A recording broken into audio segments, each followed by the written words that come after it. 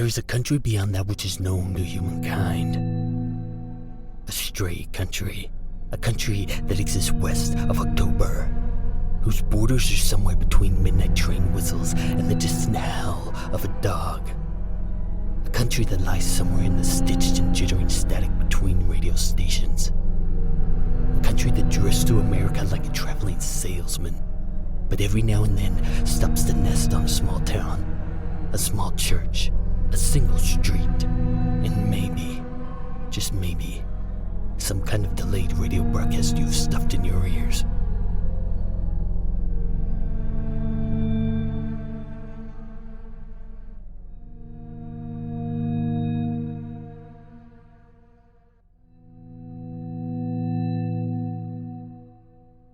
Chapter 36. Something to run a carnival on. In a janitor closet. The janitor took his cigarette down to lick his lips, shooting the door cracks down with cleaner, hiding out from a plastic sack. The janitor answered his own question.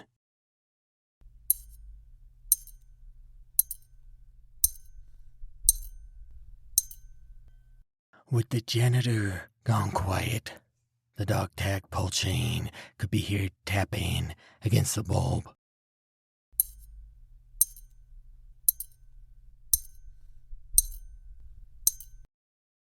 You talk a lot, Jack said, not realizing he had said it before. Very near the same thing, just days ago. Actually, the janitor whispered, I don't talk much at all. I don't have anyone to... The janitor was suddenly listening. There was no junior high school window to play film like a silent theater movie screen. Only an old wooden door, gnarled with nuts, that would not talk, would not show, and so instead of watching a window like a movie screen, the man and the boys listened to the door like an old radio, gathered round like a fireside chat or some kind of serial, the Shadow, the Lone Ranger, but warped by a bad signal. Yes, in fact, hard to hear. Yes, and something blocking the pitch. Something between the signals. Something that sounded an awful lot like radio static. Listen, worry. Listen, worry. The janitor's hand slung to the bowl cord. Should he? Shouldn't he? Should he? Shouldn't he? Should he kill the light? He did not know if this nightmare of busy money changers like the light, like the dark. Pull the cord, he thought. Banks operate by day. It can't operate by dark, just like a closed bank. But a second idea, don't pull the cord. Markets never close. They just follow the sun to Japan. Leave the light on, in case the machine-made ghosts still hated light like the old-timey ghosts. Leave it on, pull it off, leave it on, pull it off, should he kill the light? Out the hall, he heard a radio broadcast on the move, something coming around the deep hall corner, like a transistor radio carried on a janitor's belt. But he was the janitor, and he was not in the halls, he was in the closet, behind the door, sprayed down with ammonia and water. Oh, God, said the janitor, but God wasn't there. Ammonia and water, it won't work. It's fallout from the American shit show of saving money. Cut a corner, clip an ingredient, save a cent. God, it won't work. Won't work? Why? It won't work because it's cut from the same cloth as plastic sacks. The janitor's eyes blared at the sprayed-down door. What do you mean? The sack was born in the gut of men trying to cut costs. That seedy little grease pit that comes into a house like a carpenter ant and eats it away from the inside. You don't know it's rotten till you cut the wood open, but maybe the breeze come through a little stronger than it used to. Maybe the roof leans a little lower than last season. Maybe the walls groan a little bit more than when Grandpa was around. How do you know? Your bones tell you that's how. Well, America is like a cabin in the woods, boys, infested with carpenter ants eating us raw from the inside. And Jesus Christ and Lucifer are brothers. Don't forget that. Maybe twins, though no preacher would admit it.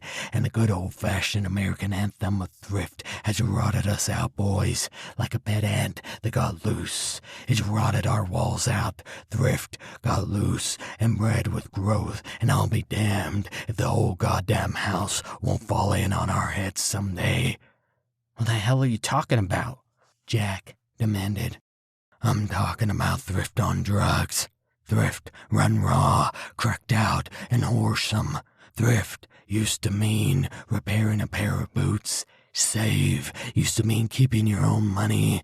But now we've been shooting up, smoking down, snorting deep, the devil's opiate called growth. So long, how much did it cost you the last time you saved 50%? When's the last time you fixed a pair of boots? But you wouldn't. You didn't. You just buy a new pair. And why? 'Cause it's cheaper. The janitor beat his hand on the air, was whispering wildly, because it's cheaper. You hear? Growth and thrift are like gasoline and fire, boys. You have to be careful how you mix them. Well, now here we are, right in a world with too many boots, but stuck on a carousel that can't stop spinning, can't stop dancing, can't stop selling you more boots.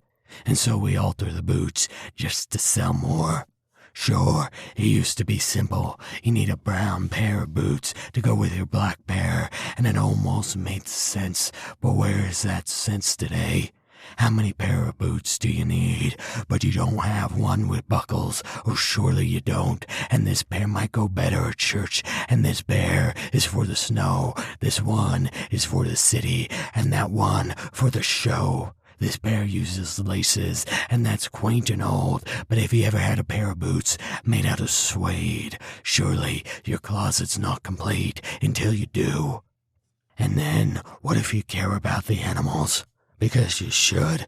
So it's time to clean the closet of the leather and buy boots made of canvas or cloth or something from the good old-fashioned earth.